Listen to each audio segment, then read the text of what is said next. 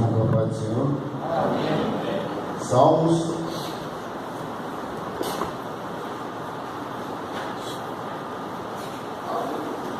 Livro de Salmos.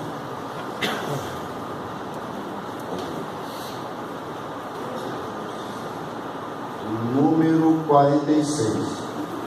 Só o verso 1 apenas. Quem quiser ficar aberto.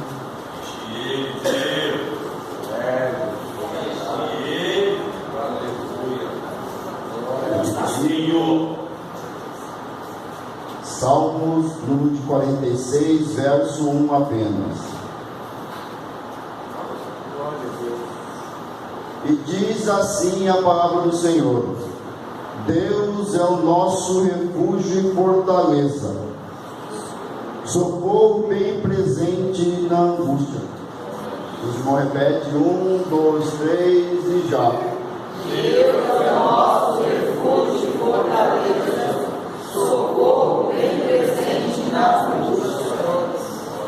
Uma oração. Pai querido, Pai amado, soberano, eterno, sempre Deus, em nome de Jesus Cristo, Senhor, teu Filho, pela sua infinita bondade, compaixão, misericórdia que não tem vindo daquele que crê, não pereça, mas tenha vida eterna. Perdoa, Senhor, nossos erros, nossas falhas, nossas transgressões, nossos pecados, como nos solista, porque nós conhecemos as nossas transgressões e nosso pecado está sempre diante de nós. Contra ti somente pecamos e fazemos muitas vezes o que é mal perante os teus olhos, mas que seja justo no teu palares e puro no teu julgares. Eis que em iniquidade nós somos formados e em pecado nos concebeu a nossa mãe. Eis que amas a verdade no íntimo e no oculto nos fazes conhecer a sabedoria. Lava-nos, Senhor, com sopa e ficaremos mais alto do que a neve. Cria, Senhor, em nós um coração puro, reto, firme. Não nos lances, Senhor, fora da tua presença e não retire de nós o teu Espírito Santo. Torna sempre a alegria da tua salvação e nos sustém sempre com o Espírito voluntário. Repreendemos no teu nome, no nome do teu Filho amado, que todo joelho se dobra no céu, na terra e debaixo da terra. Repreendemos toda seta maligna, todo dardo inflamado, toda potestade do mal, toda hoste espiritual da maldade. Repreendemos no nome que é sobre todo nome, que é o nome do nosso Senhor Jesus Cristo. É o Senhor quem quebra o arco, corta a lança e quem buscar no fogo. Nós acreditamos e sabemos que o Senhor é Deus. O Deus de Jacó é o nosso refúgio. Ó Senhor, é o Senhor que levanta o caído, dá força ao fraco, que ajuda o órfão, a viúva, o estrangeiro necessitado, que ajuda cada um de nós. Fala, Senhor, conosco, Senhor, pelo poder da tua palavra, Senhor. Ó divino, maravilhoso, majestoso Espírito Santo, venha nos impulsionar, nos impelir, nos convencer de todo o pecado, Senhor. Ó Senhor, te agradecemos pela tua palavra. Obrigado, Senhor, em nome de Jesus, amém. Glória a Deus.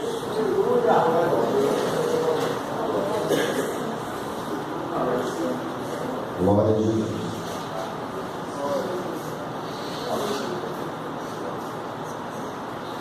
Salmo muito conhecido, 46. O tema desse salmo é a fé perfeita em Deus. Glória a Deus. Eu, na introdução que o Espírito Santo me impeliu a falar desse salmo, e quando é uma coisa nova, a gente muito se alegra quando o Espírito Santo fala. Eu vou me falar desse salmo, eu vou voltar um pouco. Eu vou voltar para falar no tempo do deserto, mas antes de falar disso, eu vou falar que os irmãos olhem para um tema que na verdade fala que são dos filhos de Corá. Os filhos de Corá são parentes de Corá. Aonde fala da vida de Corá? A vida de Corá fala em Números. A rebelião de Datã, Corá e Abirão. E Números comenta que na verdade Corá, o filho de Corá, era da tribo de Levi.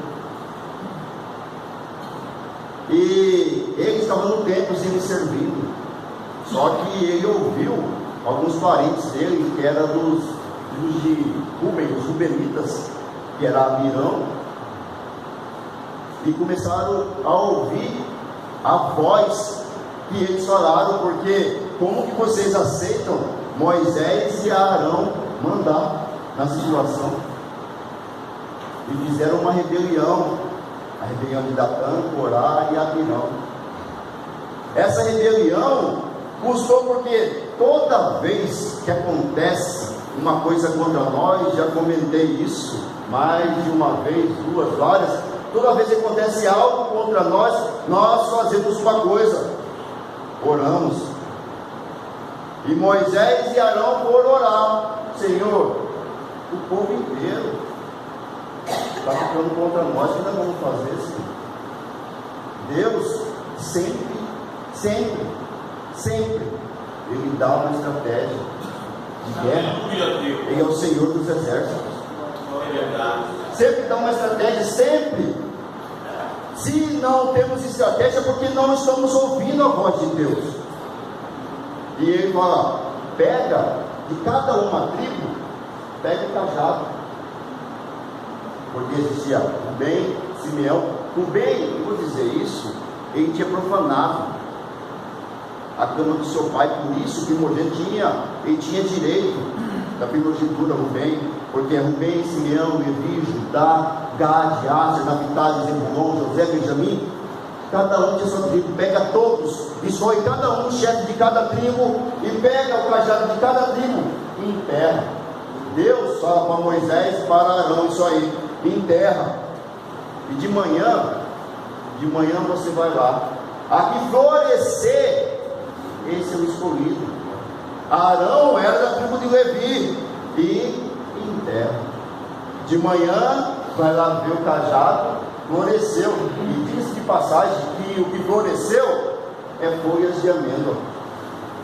Jeremias, em um momento, Deus começa a conversar com Jeremias, a primeira coisa que Deus fala para Jeremias: o que você está vendo, Jeremias? Eu estou vendo uma vara de amendoim. Fiche bem, Jeremias, porque o velo está cumprir o que eu falo. Aleluia. E eu digo sempre, quando eu comento isso, pesquise sobre amêndoa. Tem proteína, tem carboidrato, tem minerais, e tem vários. Uma semente pequenininha tem vários, assim como a amêndoa. Deus estava explicando para Jeremias: uma semente pequenininha tem tudo que o seu corpo precisa. A minha palavra tem tudo que sua alma precisa. E floresceu o cajado da tribo de Levi, que significava que era para Arão. O que acontece? Para ganhar tempo, todos da época foram incluídos. E isso que acontece quando não ouvimos a voz de Deus. Somos envolvidos pelo mundo, somos envolvidos pela carne, somos envolvidos pela contenda, pela ira, pela peleja, pela dissensão, pela facção, pela emulação, pela lascívia. Toda vez que não ouvimos a voz de Deus, o inimigo aparece, e Deus permite abrir para nos engolir, porque Deus sabe. E nisso é engolido. E os filhos de Corá, irmãos, diga-se de passagem, eles têm de 40 a 50, 41 para ser mais exato, 41 a 49, os salmos são dos filhos de Corá. Toda a introdução, os irmãos entenderem onde eu quero chegar. Jeremias, em um momento, Jeremias fala uma coisa: que os pais comeram uva verdes, e seus filhos ficaram com dente amarelo, azedou a sua boca. E não vai ter mais ditado, porque é um ditado popular não é palavra. Jeremias fala isso, que não vai existir mais esse ditado. Passa quase um século, Ezequiel vem, no capítulo 18, Ezequiel fala a mesma coisa. Porque Deus fala: eu comentei isso com Jeremias, e agora eu estou fazendo. Nunca mais vai ter esse ditado. Significa: a culpa do pai é do pai, a culpa do filho é do filho. Porque isso Deus queria falar sobre o quê? Porque a idolatria. Porque, irmãos, quando no capítulo 20 de Êxodo, Deus está falando uma coisa, que ele visita a maldade do pai no filho até a 4ª geração. Só que capítulo 20, verso 6, ele continua, que ele é misericordioso, que ele ama os que amam ele, e guarda os seus mandamentos. Porque muitas das vezes a palavra existe, só que muitos de nós distorcem a palavra. Distorce. E quando existe uma palavra verdadeira, o que existe? Existe heresia. E a heresia, distorcer a verdade, existe apostasia. Muitos hoje em dia não vivem firme porque não conhecem a palavra. A palavra, ela é uma. E o que acontece, irmãos? Filho é filho, pai é pai, cada um tem o seu pecado, porque na verdade eles, estou falando de um povo, irmãos, que eles conhecem o erro dos seus pais e foram engolidos, só que eles estão labutando, irmão, todo santo dia, eles estão buscando todo santo dia. Você vai vir 42, Salmo 42 é o primeiro salmo do filho de Corá.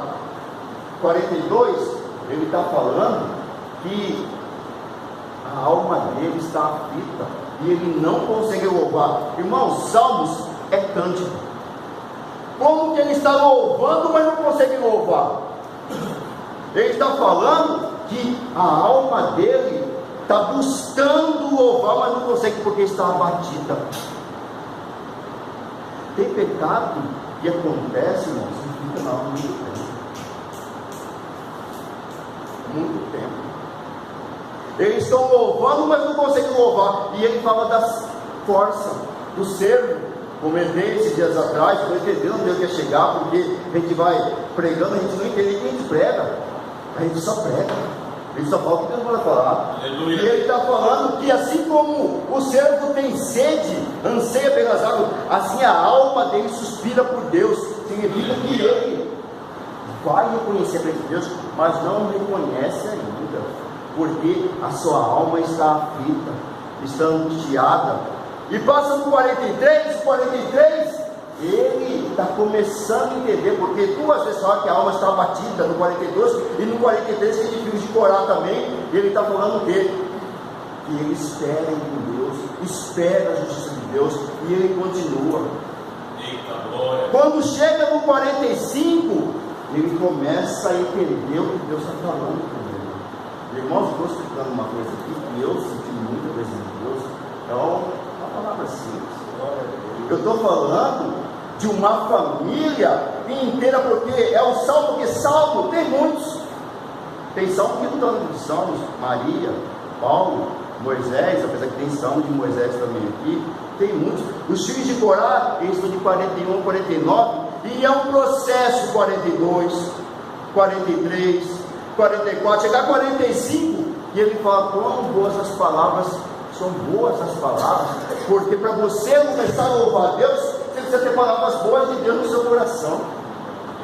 Enquanto nós não temos palavras boas de verdade no nosso coração, não conseguimos louvar a Deus.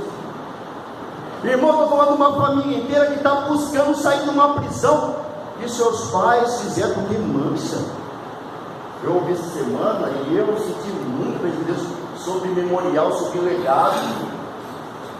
Quem ouviu essa semana, entendeu? E é uma família que está tentando bloquear os filhos, que significa que o salmista aqui não é só um. Salomão, que o Salomão faz, é só Salomão fazendo um salmo.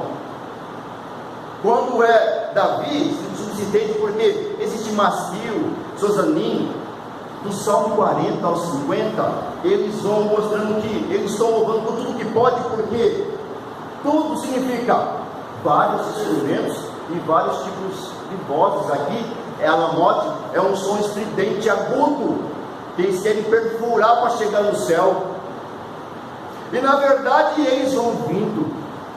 Para eles chegar nesse nível do 46, eles passaram por muita coisa. Eu estou dizendo porque todos os salmos, quem fez salmos, normalmente é uma pessoa só. Aqui não, é os filhos de Corá, é a família reunida. O principal milagre de todos, é nós se arrependemos. E quando Paulo ele está pregando, na prisão do Silas, crê no Senhor Jesus e será salvo tu e tua casa. Aqui são os filhos, não é só um fazendo salmo, é os filhos de Corá fazendo salmo. Você se entende que não é uma pessoa fazendo salmo, é a família, porque a alegria de verdade é quando todo mundo na sua casa louva a Deus. E aqui ele começa a contar, a falar, a louvar a Deus no 46. É claro que a fé, irmão, nós sabemos que a fé é o fruto também das coisas que não se vê e se esperam. Você não vê, mas você espera. É o fundamento da fé. Você sabe que fé, nós sabemos há muito tempo, estamos na igreja há muito tempo, entendemos que a gente não vê, mas esperar é o começo da fé, porque e isso é a primeira coisa, é agradar, porque sem isso é impossível agradar Ele. Não agradamos Ele sem fé. Queremos agradar a Deus, temos que ter fé. Se não temos fé, não agradamos a Deus. Podemos muitas vezes sem fé agradar os homens, mas agradar a Deus é ter fé de verdade. E sabemos que a fé, 10, 17 de Romanos, a fé vem pelo ouvir a palavra. Mas aqui ele está falando diferente. Eu vou ler, que os irmãos quiserem ficar, eu vou ler o versículo. Deus é o nosso refúgio e fortaleza, socorro bem presente na angústia. Irmão, a primeira coisa que ele fala, porque escuro, trevas, você ficar no escuro, você não sabe onde você pega, você não sabe onde você vai. Um abismo, fuja do abismo, em outro salmo diz. E quando muitas das vezes a Bíblia fala sobre escuridão, é sobre desespero, sobre aflição, sobre angústia. E o que significa angústia? Angústia, você se marcou no passado e você não entende o seu futuro e não vive no presente. Não vive. E quando que você consegue viver no presente? Quando você sabe aonde você tem socorro. Aleluia. Você só vive o presente quando você sabe da onde você tem socorro. Se você não vive o presente, você não sabe que é o socorro. Você vive no que aconteceu ontem e fica preocupado com o que vai acontecer amanhã. Eu já comentei que um dos fundamentos da paz, por que é o propósito da paz? O propósito da paz é consolar e libertar. Tem só um propósito: consolo e libertação. Se você não é consolado porque tem que consolar, você não consegue ser liberto. Você não consegue entender o consolo nem a libertação. Aqui, primeira coisa que o salmista fala, ele entende do quê? Ele entende do presente. Refúgio é abrigo. Ele sabe onde se abrigar. Existe um outro momento que Davi, ele está preso. Ele sabe que do lado direito, eles perseguindo ele, os filisteus.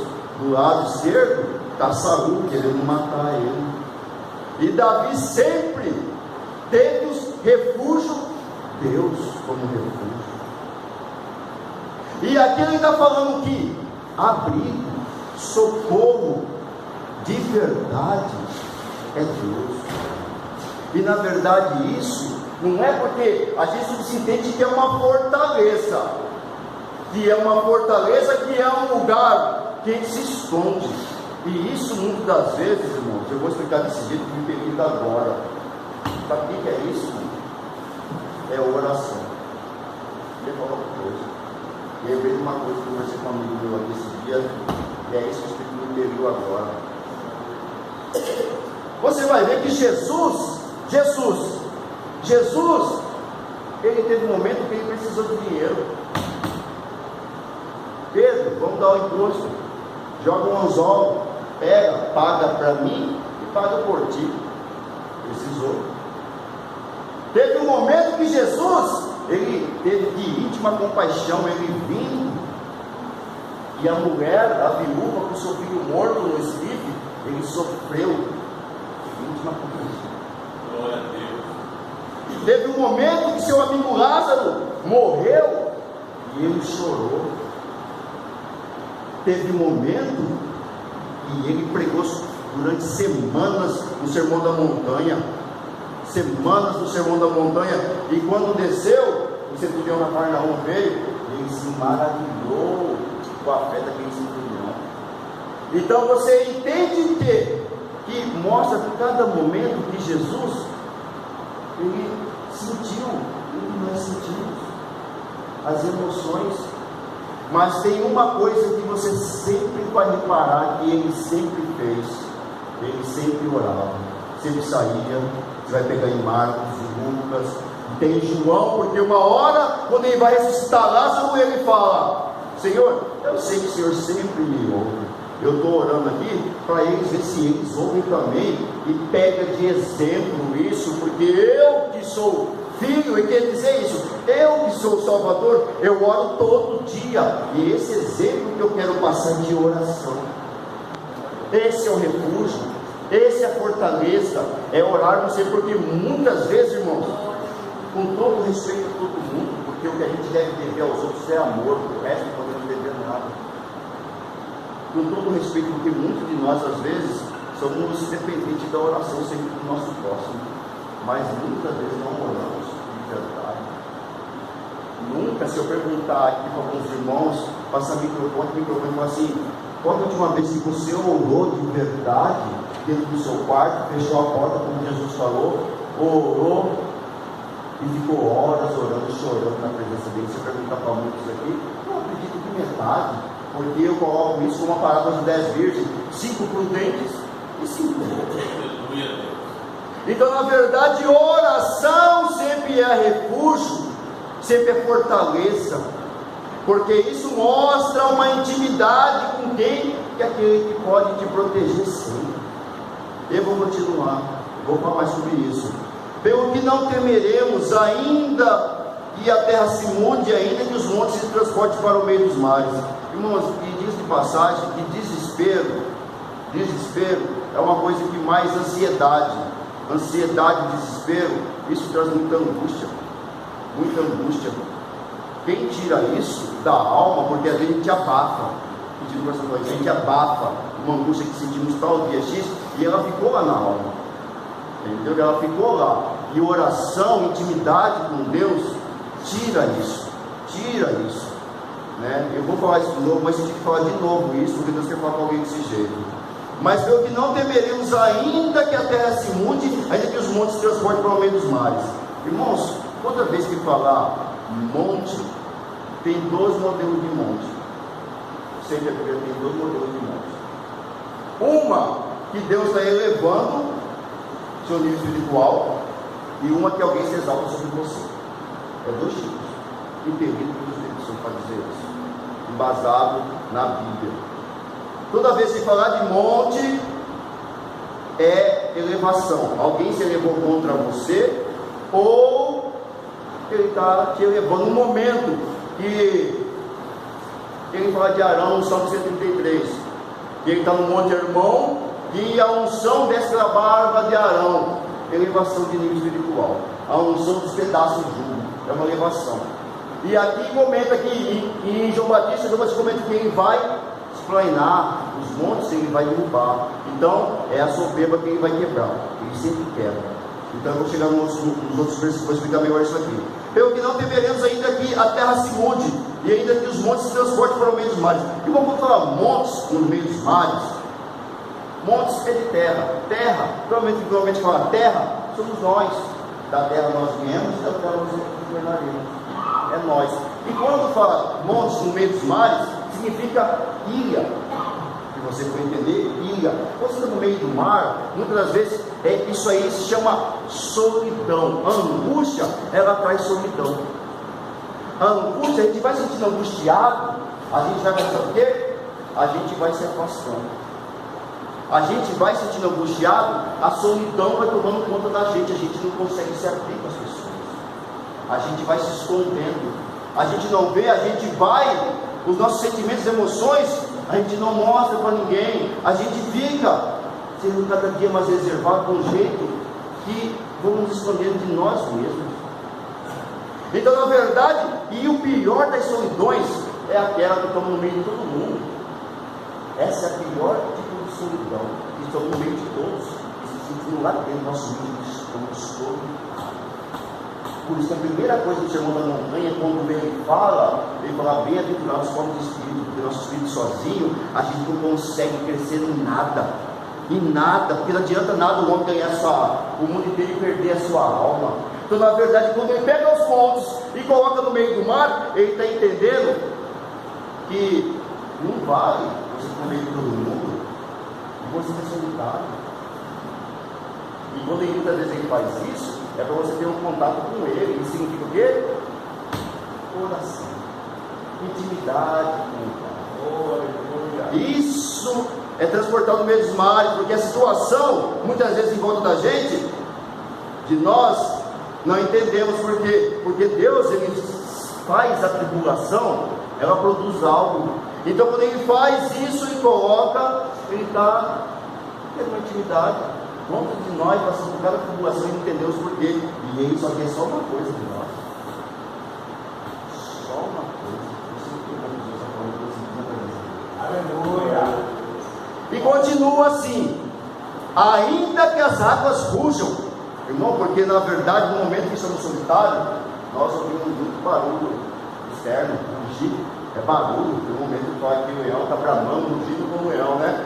E muitas vezes em volta de nós estamos ouvindo muito barulho e não conseguimos entender o nosso interior, que está clamando, mas clamando por quem? Por Ele.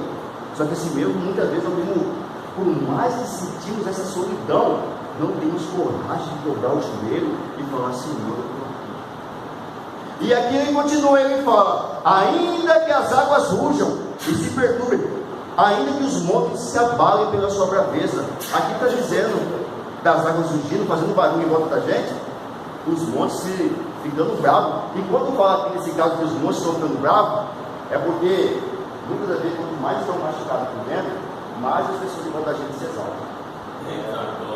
E quando se exalta, é porque ficamos machucados com a exaltação dos nossos ao redor. E isso acontece porque ele está chamando para a intimidade. Ele está chamando para a intimidade. Porque se nós vamos descontar como é para descontar, não vamos dar a face. E essa intimidade que ele chama a cada dia, irmãos. E vou continuar. Ainda que as águas rujam e perturbem, ainda que os montes se abalem pela sua braveza. E você vê, irmãos, eu quero que esse monte que é aberto, está escrito selar. Isso significa, sabe o quê? É uma oração no louvor que é de mão dupla. Selar significa uma pausa, uma respiração. Você fala, você espera e vai falar com você. A primeira parte do Salmo 46 é proteção. Você reconhecer que Deus está com você e Ele te protege. Ele te protege, não importa a circunstância em volta de você.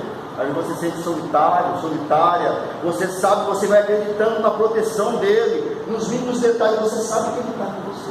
Aleluia. E você vê que chega no terceiro verso, ainda que as águas surjam no final, selar. Selar significa uma pausa. E quando tem uma pausa, significa: você falou, agora é minha vez. Agora eu falo. Aí ele fala a primeira parte, aí ele vem na quarta, porque a primeira parte, até o terceiro verso, ele está falando sobre proteção. É proteção. O salmista acredita piamente na proteção de Deus. Aleluia. Piamente. O salmista tem certeza plena e Deus é com ele, protege ele em todas as partes. E tudo que ele faz, mesmo que a terra, tudo se mexe, ele sabe que tem um porém, está chamando ele. E na verdade começa no quarto. O quarto é diferente. É a presença. É a presença. Começa de um jeito, você espera ele falar, depois ele fala. A gente fala, é uma mão dupla, né? Que vai, a gente fala, depois ele fala conosco. A gente vem aqui no culto, nós oramos. Passa um pouquinho, nós louvamos. Aí depois ele vira essa palavra e fala. Aleluia. É o noivo e a noiva. O noivo e nós somos a noiva. Ele é o noivo. A gente vai, ora, louva ele. A gente manda.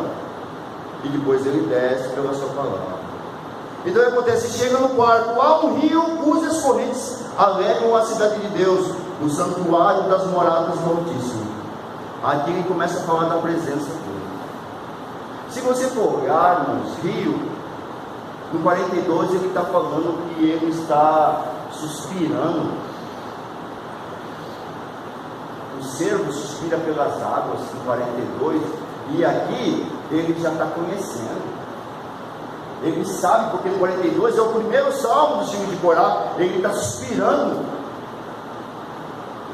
pelas águas, como o servo suspira pelas águas, a minha alma suspira por ti, ó Deus. Só que aqui, ele já está nas correntes, ele conhece a voz de Deus, ele já sabe que Deus protege ele, já tem certeza da proteção de Deus, e aqui ele reconhece a presença de Deus. E aqui ele está falando da água. Irmãos, Ezequiel tem um momento que Ezequiel ele está no templo do lado direito. Tem um padrão dizendo do lado direito. Vou explicar outro dia. Ele está e a água vem até a canela. Aí vai passando um pouco, a água vem mais ou menos até a cintura. E passa um pouco, a água encobre. Isso é que é um processo. Nós não ficamos totalmente numa estatura, no nível espiritual, porque como se mergulhar, a gente não fica do dia para a noite. É um processo. Igual aqui a primeira parte é proteção. Você entra na água, você está sabendo que ele está com você. Você está perto, você começa a beber porque tem sede. Você está ali embaixo do pé. Passa o tempo, você vai entendendo a presença. A presença vai chegando no lombo, porque o lombo significa a verdade. Em outros momentos falam em Jeremias, Ezequiel, e na armadura Paulo fala, porque quando chega no ombro, está falando de ser sentido como da verdade. Então, quando você chega no ombro, é porque você entende, e roda de você, em volta de você, existe verdade. Glória a Deus. E quando submerge, é quando você já se entregou para Ele, porque a gente não se entrega completamente do dia para a noite. Existe um processo para entendermos o que Deus quer de nós, o que Ele quer, porque muitas vezes tem muita coisa que a gente demora para entender. Então, se Ele for fazer de pancada com nós, vai machucar. E não é como Pedro dá uma espadada que corta a orelha, não. Ele está à porta e ele é educado. Ele bate todo dia, ele quer entrar. Então, na verdade, é um processo para entendermos o que Ele quer. Depois da salvação, ter a salvação, tem como sobre os 4S, salvação, você vai se santificando. Depois da santificação, você entende que você, porque a gente só consegue servir ao próximo quando a gente santifica. A justificação, a gente vai santificar, a gente vê que a santificação para que é para servir os próximos, é para servir o próximo. E depois, santificação na servidão, é o sofrimento que a gente sofre, porque para servir com fidelidade as pessoas e a Deus, primeiramente, depois as pessoas, a gente vai tomar tapa na cara, e para dar o outro lado, a gente tem que sofrer todo santo dia, porque em parte conhecemos, e em parte profetizamos. Isso é para quem conhece só metade. Qual que é o inteiro? O amor ele fecha tudo, o amor ele encobre tudo, o amor ele tudo. Eu estou falando porque na verdade é assim. Muitas das vezes nós estamos sentindo coisa a falar assim. Nós, quando estávamos errados, nós ficávamos mais quietos em relação a muita coisa. Quando a gente se torna um pouco mais certo, nós queremos cobrar tudo de outras pessoas, tudo, e não é assim, porque em parte conhecemos, em parte profetizamos. Significa que tudo é mostrado por parte.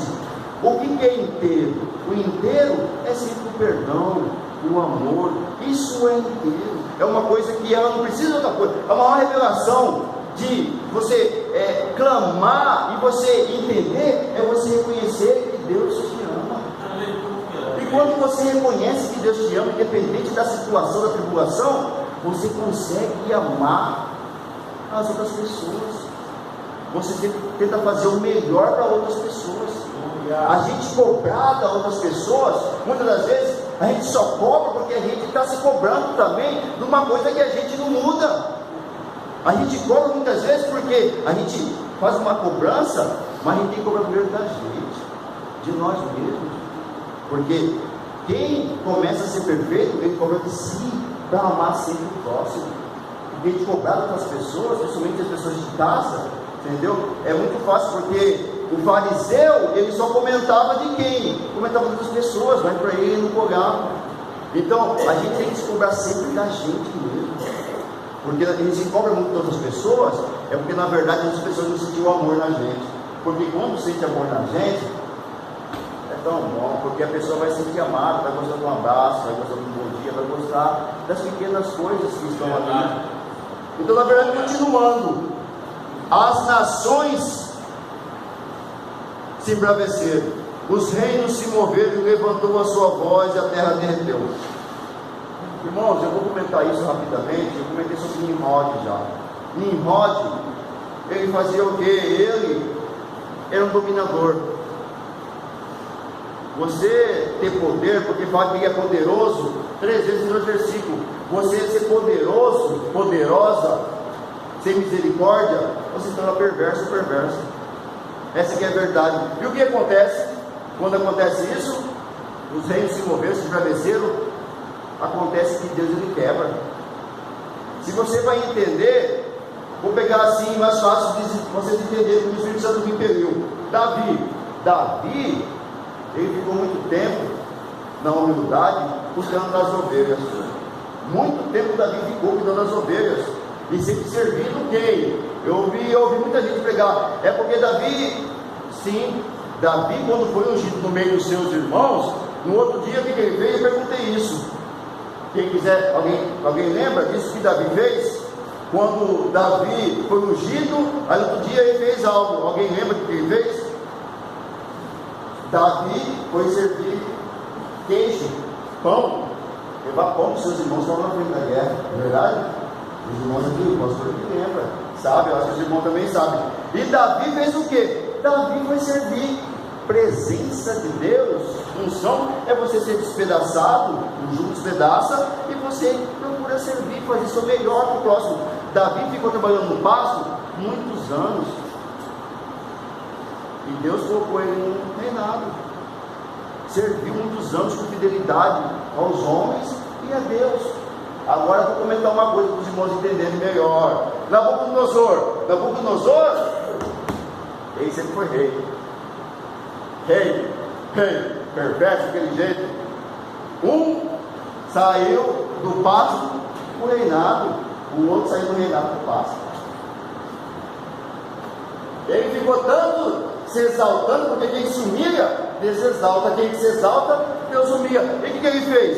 Ele saiu, tanto se achando que ele era alguma coisa, que ele passou um tempo e ficou no caminho.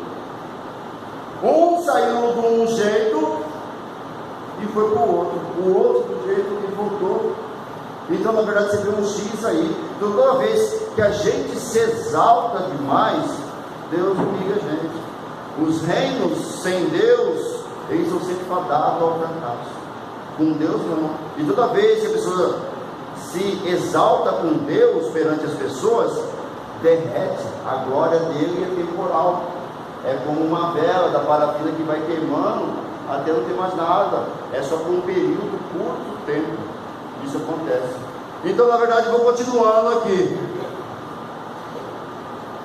O Senhor dos Exércitos está conosco. 7. O Senhor dos Exércitos está conosco. O Deus de Jacó é o nosso refúgio. E termina aqui a segunda parte. Isso aqui significa a presença de Deus. De você ter a primeira parte é proteção, a segunda parte é presença.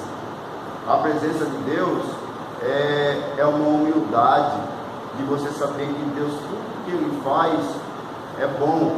Você vê que num momento Paulo vai falar que ele aniquilou-se a si mesmo, não teve a forma de Deus, não quis ser como Deus, e ele aniquilou-se. Como que a gente conhece a presença? Quando nós aniquilamos o nosso eu, o nosso ego, o nosso orgulho. Mas isso está errado, irmão, deixa minha razão de lado. Quantas vezes acontece isso comigo e com cada um dos irmãos, das irmãs que estão aqui? A gente sabe que está até certo, E o que acontece? Se a gente for ser impedido pela situação, a gente vai viver a circunstância ela não pode ser isso. Ela não pode ser dessa maneira, de você entender porque achamos que temos razão. Não, aniquilar você mesmo é você deixar isso de lado. É deixar isso de lado. Pensar sempre em servir o próximo. Isso é presença, porque eu vejo muita gente, porque aqui está falando de Jacó, mas eu vou falar isso, porque isso é uma coisa séria. É porque, assim, eu vejo muita gente comentando. Vou parar, né? Porque muita gente fala mal de Jacó, mal de Tomé, mal de Ló, mal de vários personagens bíblicos. Se eu venho para falar mal dos personagens que Deus escolheu, imagina as pessoas, como que eu não vou falar?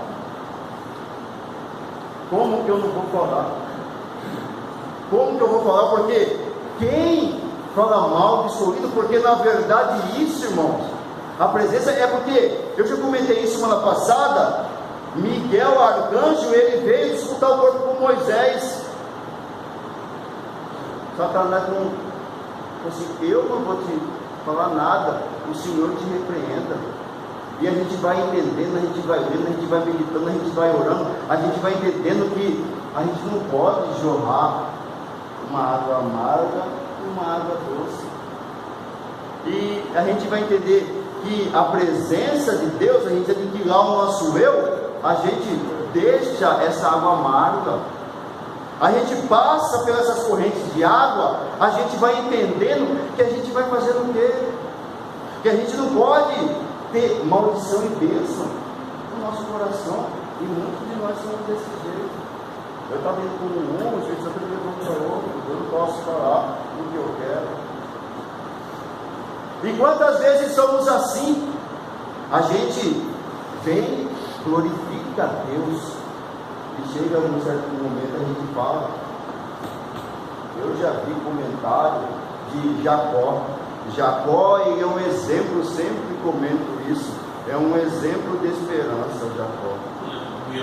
Jacó, ele saiu segurar no pé do seu irmão, porque acreditava na bênção espiritual, não na bênção material, porque se ele acreditasse na bênção material, ele fazia o que a mãe dele mandou e ficaria para ter a bênção material, mas ele foi ficar com o tio dele. Então, na verdade, ele sempre teve a esperança da bênção espiritual, sempre lutou. Ele é um símbolo de esperança, porque, enquanto Jacó ele era Jacó, ele era enganador. Não posso pegar isso jamais. Jacó, ele acreditou na bênção dele sempre. Ele é o exemplo de esperança. E quando a presença chega de verdade, quando reconhecemos que estamos no processo de aniquilar, porque a água está na canela, na cintura, começa a chegar na cintura, começa a fazer efeito. Essa aqui é a grande verdade. E quando começa, entendemos que a presença é aniquilar o nosso eu e fazemos o quê? Porque a fé produz esperança. A tribulação, porque no começo está falando angústia, porque em tudo somos atribulados, mas não angustiados. Então, na verdade, produzir fé, você ter fé, você produz esperança. Jacó, ele é o modelo. E as pessoas que pregam que Jacó é mentiroso, eu não posso pregar, né, a mentira. Quem fala que Jacó é mentiroso, está equivocado, sabe? É falta de vida, é falta de meditar, de orar, porque Jacó, ele é o exemplo, que poderia falar aqui, num salmo, sempre tem salmo falando de Jacó, podia estar falando aqui, que era o nome de Israel, porque Deus mudou o nome dele, mas está escrito Jacó, porque a esperança que ele teve, é exemplo nos salmos, tanto, só perde só para Davi mesmo, porque Jacó tem, sempre nos salmos, sempre em todos os históricos, poetas, tem o nome de Jacó. Jacó é o símbolo de esperança. Glória a Deus. Eu vou continuar, vou concluir já, e só vou falar mais algo. Vinde e contemplar, porque quando você tem esperança, e Jacó é símbolo de esperança, quando você tem esperança, irmão, fé e esperança, porque a parte da presença vem esperança. Quando você tem esperança, você começa a viver a obra que Deus faz. Enquanto a gente acha que tem fé e não pula porque é degrau. Já comentei isso no ano passado. A gente tem fé, divulgação vem, experiência, paciência, esperança. Aí vem o amor. Mas quando estamos tentando alavancar na fé e não temos esperança, é porque não vemos o que Deus faz pelo santo dia.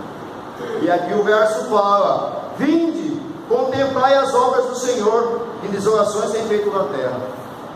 A gente só contempla o que Deus faz quando temos esperança. Jacó é o símbolo da esperança. E quando temos esperança, nós vemos todo dia a obra que Deus faz. Ele fez e faz, porque Ele é eterno. Vou continuar, vou correr um pouco para concluir. E Ele faz cessar as guerras até o fim da terra. Quebra o arco, corta a lança, queima os galos no fogo. Irmãos, eu vou comentar desse jeito. Como que se coloca que Deus, eu vou concluir, outro dia continua, como que coloca que Ele é o Senhor dos exércitos, é o Senhor da guerra? Porque essa guerra, irmãos, eu vou concluindo, essa guerra que nós lutamos, enquanto não conhecemos a palavra, lutamos guerras erradas. Enquanto, vou repetir, vou concluir já, enquanto não entendemos a palavra, lutamos guerras erradas. Enquanto não entendemos a palavra, não lutamos a guerra certa. Não lutamos a guerra certa, porque não entendemos o propósito da paz, porque quem faz a paciência gerar. Não entendemos porque, na verdade, não entendemos a armadura, não entendemos o oração, não entendemos a Bíblia, não entendemos enquanto, e porque se é o Senhor da guerra, é para a gente estar sempre angustiado e aflito.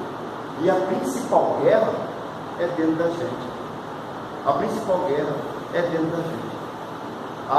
Nós, para entendermos o que a Bíblia fala, sem o Espírito Santo, nós não entendemos. Vivemos num ciclo vicioso, essa que é a grande verdade. Um ciclo vicioso de angústias, desesperos e falta de esperança. Porque o principal da guerra é você sempre, da guerra que Deus exige do bem e do mal, é você ter esperança e você estar em paz. Se você não consegue estar em paz, você não consegue vencer uma guerra de verdade. A gente vence as guerras erradas, mas as verdadeiras guerras não conseguimos vencer. E quando entendemos a palavra, porque as circunstâncias em volta da gente, em volta de nós, não pode mudar a nossa fé aqui dentro. Quando entendemos isso, enfrentamos qualquer guerra e sabemos que Ele é o Senhor da guerra, que Ele é o Senhor dos exércitos. Então, quando entendemos isso, que a circunstância jamais, porque eu vou voltar a falar, eu sempre comento isso, Deus me impediu falar só isso antes de concluir. O justo viverá pela fé. Então, sexta-feira, Hebreus 10:38. O justo vive pela fé. Você só encontra a verdadeira justiça enquanto você está vivo, se você tem fé na palavra que Deus fala. E no 10:38, em Hebreus é diferente, porque se ele recuar, a minha alma não tem prazer nele. Então, na verdade, só achamos justiça verdadeira quando temos fé. E quando acreditamos piamente no que Ele fala e temos paz, conseguimos vencer as guerras das batalhas. Glória a Deus. Agora, nós vamos dizer para algumas coisas, mas o tempo está sendo tomado. Glória a Deus, Glória a Deus. Aleluia. Todos podem glorificar o Senhor? glória a Deus. Que maravilha, né? Nós aprendemos tudo sobre a presença, aprendemos muito sobre nossa intimidade, relacionamento, orando por Deus.